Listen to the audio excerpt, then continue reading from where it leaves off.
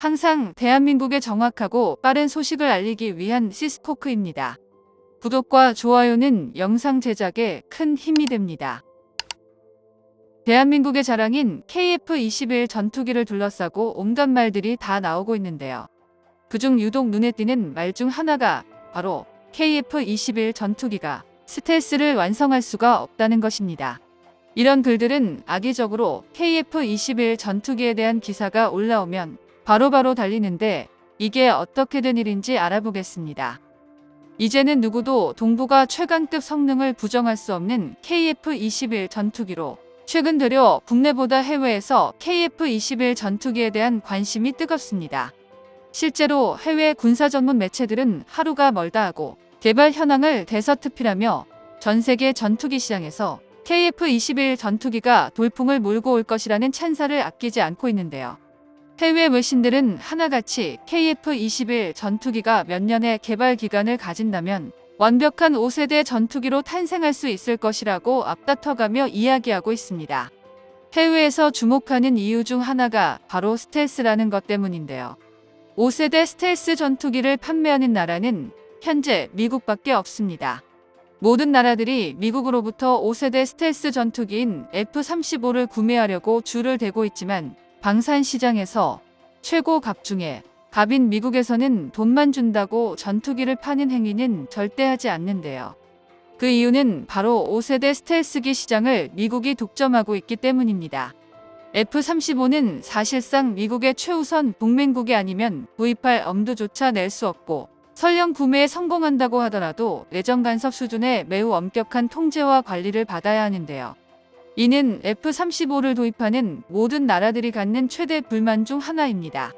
수리나 운용은 당연하고 심한 경우 외부 공개조차 미국의 참견을 받아야 했는데요. 미국은 시장 독점이라는 권력을 휘두르며 소위 말하는 갑질을 일삼고 있습니다. 그러나 결국 미국의 갑질은 세계 각국이 개발 중인 5세대 스텔스기가 시장에 풀려야지만 끝날 것으로 보이는데요. 미국의 군사 전문가들은 F-35의 가장 강력한 라이벌은 유럽이 아닌 대한민국이 만든 KF-21 전투기가 될 것이며 그 중에서도 성능과 가격 면에서 가장 강력한 경쟁력을 갖추고 있다는 분석을 내놓고 있습니다. 이는 상당수의 전문가가 동의하는 내용이기도 한데요. 이들은 미국에서 만든 F-35 전투기가 갖고 있는 과도한 개발비와 운용 유지비를 이유로 들었는데 미 공군 입장에서도 F-35를 유지하는 것이 쉽지 않다고 했을 정도입니다. 물론 KF-21 전투기가 처음 개발이 된다고 했을 때에는 국내에서도 비웃었지만 한국에서 전투기를 판매하는 미국에서는 어이가 없었을 것인데요. 실제로 미국의 한 방산 항공 기업의 대표는 5년 전만 해도 한국이 KF-21 전투기를 만든다고 했을 때 솔직히 비웃었다면서 그러나 초도 비행과 연이은 시험 비행을 순조롭게 성공시키는 것을 보고 내 생각이 완전히 틀렸었다는 걸 깨달았다라며 미국 군사 전문 매체 인터뷰를 통해 KF-21 전투기를 극찬했었습니다. 하지만 KF-21 전투기는 F-35를 상대하려면 한 가지 부족한 게 있는데요. 바로 기체 외부 하드 포인트에 미사일을 탑재하는 방식으로 제작되었기 때문에 완벽한 5세대 스텔스 전투기가 아닌 4.5세대라는 애매한 포지션을 가지고 있다는 것입니다. 기체 내부에 무장을 탑재하는 방식을 적용해야지 F-35와 경쟁이 된다는 의미인데요. 그러나 현재에도 일부분에서는 F-35를 뛰어넘는 성능을 갖추고 있다고 파악하고 있는 만큼 차후 내부 무장창 개발을 통해 완전한 스텔스 성능을 확보한다면 F-35의 완벽한 대체제로 자리매김할 수 있을 것이라는 전망이 지배적입니다. 해외 군사 전문 매체와 전문가들이 KF-21 전투기에 깊은 관심을 가지고 5세대는 물론 6세대의 전투기로 진화할 것이라는 신뢰를 보내는 이유가 바로 이처럼 투명한 개발 과정을 가지고 목표한대로 결과물을 확실히 내놓았기 때문인데요. 그런데 최근 이상한 말들이 나오고 있습니다. 바로 KF-21 전투기가 완벽한 스텔스 전투기가 될 수 없다는 말인데요. 카이가 발표한 자료에 의하면 KF-21 블록1은 부분 스텔스 적용, 블록2에서 스텔스 기술 추가 적용, 그리고 블록3에서 제한된 스텔스 기능이 탑재된다고 했습니다. 그런데 여기서 중요한 점이 블록3에서의 제한된 스텔스 기능인데요. 그렇다면 KF-21 전투기는 완벽한 스텔스 전투기가 아니란 말일까요? 사실 이 말의 정확한 해석은 완벽한 스텔스를 구현할 필요가 없다가 맞습니다. 스텔스라고 한다면 전투기나 지상에서 레이더에 전투기가 감지되는 RCS 값이 매우 낮다라고 표현하는데요. 그렇지만 레이더상에 완전히 사라질 수는 없습니다. 실제로 F-35 전투기와 F-22 전투기를 탐지하기 위해 레이더의 성능을 더욱 끌어올리는 작업이 여러 나라들에서 개발되고 있는데요.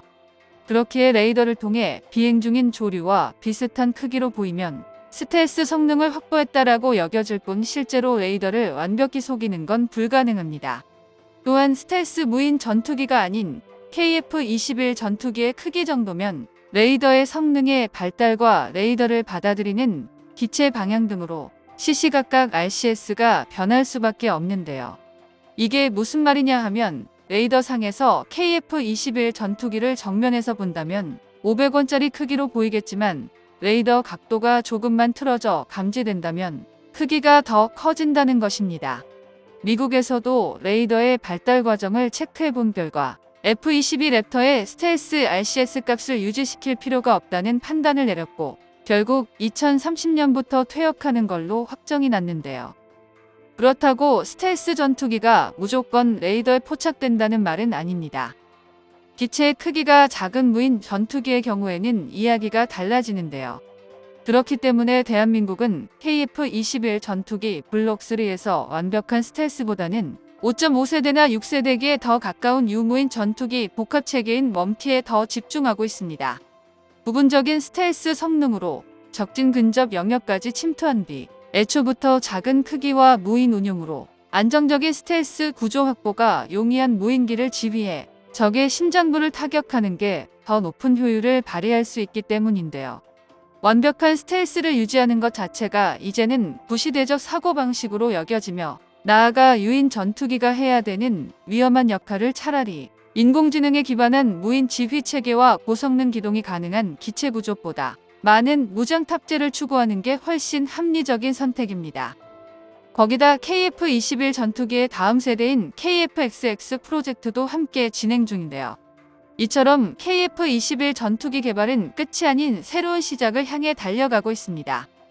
가까운 미래, 대한민국은 완전히 새로운 개념으로 전세계 전투기 시장의 패러다임을 바꿔버릴 KF-21 전투기를 보게 될 것입니다.